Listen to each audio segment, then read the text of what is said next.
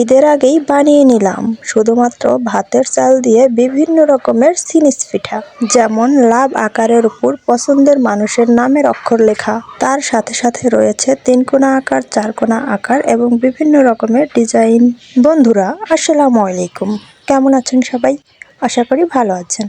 আর আলহামদুলিল্লাহ আমি অনেক ভালো আছি। আজকে আমার ভিডিওতে থাকছে সিনিস পিঠা বানানোর সম্পূর্ণ প্রসেস। তো বন্ধুরা, সিনিস পিঠা বানানোর জন্য আমি ভাতের চাল 3-4 ঘন্টা ভিজিয়ে রেখেছিলাম। তারপর সেই চালগুলোকে আমি ব্লেন্ডারে একটু পানি দিয়ে আধা ভাঙ্গা করে নিয়েছিলাম, যাতে বাটতে সুবিধা হয়। এখন চালগুলোকে আমি বেটে নিচ্ছি। সিনিস পিঠা সব থেকে ভালো হয় যদি চালগুলোকে শিলপাটায় বাটা হয়। চালগুলোকে শিলপাটায় বেটে নিলে কোনো রকম সুজি সুজি ভাব থাকে না। সিনিস পিঠা বানানোর সময় খুব সহজেই বানানো যায়, কোনো রকম আটকে থাকে না। তো বন্ধুরা, চালগুলো বাটা শেষ। এখন আমি চলে আসছি আমার ছেলেকে নিয়ে কলাপাতা কাটার জন্য। তো কলাপাতা কেটে দিলাম, ছেলে ওই যে বাড়িতে নিয়ে যাচ্ছে, দেখতে পাচ্ছেন। আজকে আমি এই পিঠা বানাচ্ছি বলে ছেলে তো আজকে ভীষণ খুশি, তাই তো ছেলে আমার সাথে সাথে কাজ করতেছে। তো এখন আমি কলাপাতাগুলোকে খুব সুন্দর করে পরিষ্কার করে নিচ্ছি। তো সিনিস পিঠা বানানোর জন্য আমি চাল বেটে 2টা ডো তৈরি করে নিয়েছিলাম। তার ভিতরে পরিমাণ মতো লবণ দিয়ে দিয়েছিলাম, আর একটা ডো সাদাই রাখলাম।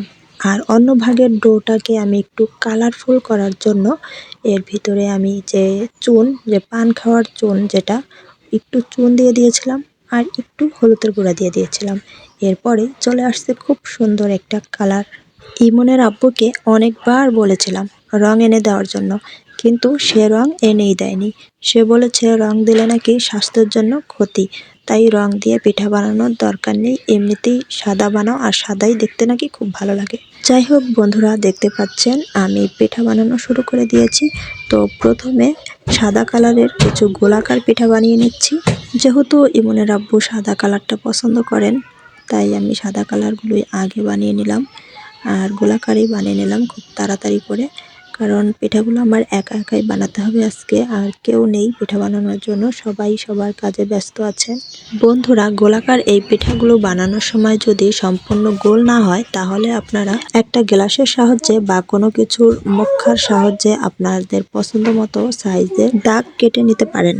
এই দেখেন বন্ধুরা, ইমন মিয়া পিঠা বানাচ্ছে, তাও আবার সিনিস পিঠা। তো বন্ধুরা, ইমন মিয়ার সিনিস পিঠা বানানোগুলো কেমন হয়েছে অবশ্যই কমেন্ট করে জানাবেন। কিন্তু বন্ধুরা, পিঠাগুলো আমি যেভাবে সুন্দর করে বানানোর ইচ্ছা ছিল আমার, তো সেভাবে আর বানাতে পারছি না, কারণ 2টা বাচ্চা, তাছাড়া কোনো মানুষ নেই, একা একাই পিঠাগুলো বানাচ্ছি। আর এই পিঠা বানানোর সময় অবশ্যই সাথে আরেকজন হেল্প করার মানুষ থাকলে ভালো হয়। এদিকে বাচ্চাদের গোসলের সময় হয়ে গিয়েছে, ছোট ছেলে তো কান্না করতেছে, তো আমি অনেক তাড়াতাড়ি পিঠাগুলো বানিয়ে নিচ্ছি। বন্ধুরা, একটি কথা না বললে আর হচ্ছে না, সেটা হচ্ছে এই জিনিসগুলো আপনারা অবশ্যই গরম পানি দিয়ে তারপর ধুবেন। আমি তো গরম পানির ভিতরে সিনিসগুলো দিয়ে তারপরে অনেকক্ষণ ফুটিয়ে নিয়েছিলাম। এখন আমি 2 কালার মিলিয়ে তারপরে সুন্দর সুন্দর ডিজাইন করে পিঠাগুলো বানিয়ে নিচ্ছি। আপনারা আপনাদের পছন্দ মতোই বানিয়ে নেবেন। যেমন আগে আপনারা লাল কালারটা দিতে পারেন, পরে সাদাটা দিতে পারেন। আমি আগে 2 পোস্ট সাদা দিয়েছি, তারপরে আবার 2 পোস্ট দিয়েছি লাল, দেখতে সুন্দর লাগছে। তারপর এখন আবার 1 পোস্ট সাদা দিলাম, তারপরে 1 পোস্ট লাল দিলাম, এখন আবারও 1 পোস্ট সাদা দিলাম। যেরকম আপনাদের পছন্দ সেরকমই আপনারা বানাবেন। আর এই পিঠাগুলো শুধুমাত্র ঈদের জন্যই না, কিন্তু এই পিঠাগুলো যে কোনো সময় মেহমান আসলে আমরা তাদের সামনে দিতে পারি। তো যে কোনো বিয়ে বা অনুষ্ঠান, বাড়িতে যে কোনো ধরনের অনুষ্ঠানেতেও দিতে পারি। তো ঈদের উপলক্ষে আমরা এটা বেশি বানিয়ে থাকি। তবে আমরা গ্রামে যারা থাকি তারা বিশেষ করে নতুন মেহমানদের জন্য এই পিঠাগুলো বানিয়ে থাকি। বন্ধুরা, এখন দেখতে পাচ্ছেন আমি 3 কোনা আকার পিঠা বানিয়ে নিচ্ছি। এই 3 কোনা পিঠাগুলো বানানোর সময়ও কলাপাতার উপরে কিছুর সাহায্যে দাগ কেটে নিতে পারেন।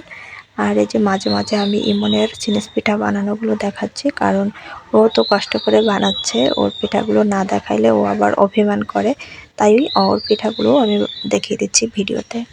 এরপরে আবার আমি কিছু 4 কোনা আকারের পিঠা বানিয়ে নিলাম। সিনিস পিঠা বানিয়ে ঘরে রেখে দিলে অনেক সময় অনেকটা উপকারী হয়। যেমন বাচ্চারা হঠাৎ চিপ খাওয়ার জন্য বা বায়না করলে যে পিঠা খাবো, তো হঠাৎ করে এই পিঠাগুলো ভেজে দেওয়া যায়। আবার হঠাৎ করে কোনো মেহমান চলে আসলেও তাদেরকে এগুলা ভেজে দেওয়া যায়। ঘরে তো অন্যান্য জিনিস সবসময় থাকে, তারপরও যদি একটু আনকমন কিছু বাচ্চাদের দেওয়া যায় তাহলে ওরা কিন্তু ভীষণ খুশি হয়। এর মাঝে আমি এক পাতা 3 ফুলের পিঠা বানিয়ে নিলাম। আর এখন আবার আমি এই যে এই ডিজাইনের কয়েকটা পিঠা বানিয়ে নিব, দেখুন।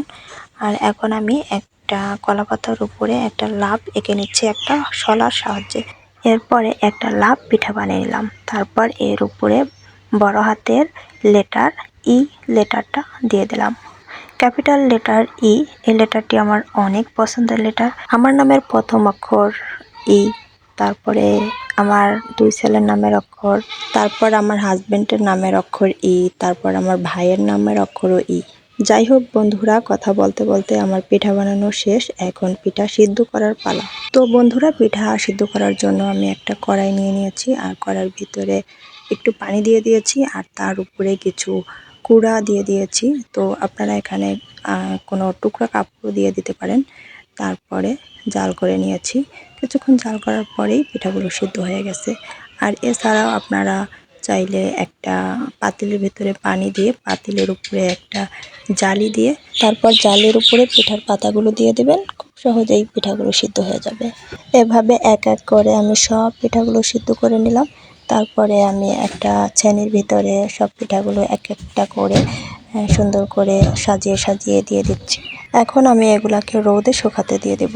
বেশি রোদ হলে একদিনেই শুকিয়ে যাবে, আর যদি রোদ একটু কম হয় তাহলে 2 দিন রোদ দিলে শুকিয়ে যাবে। তারপর তেলে ভেজে পরিবেশন করবেন। বন্ধুরা, আজকের ভিডিওটি আমার কেমন হয়েছে? ভিডিওর কোনো অংশ যদি একটু হলেও ভালো লেগে যায় তাহলে অবশ্যই একটি লাইক করে দেবেন।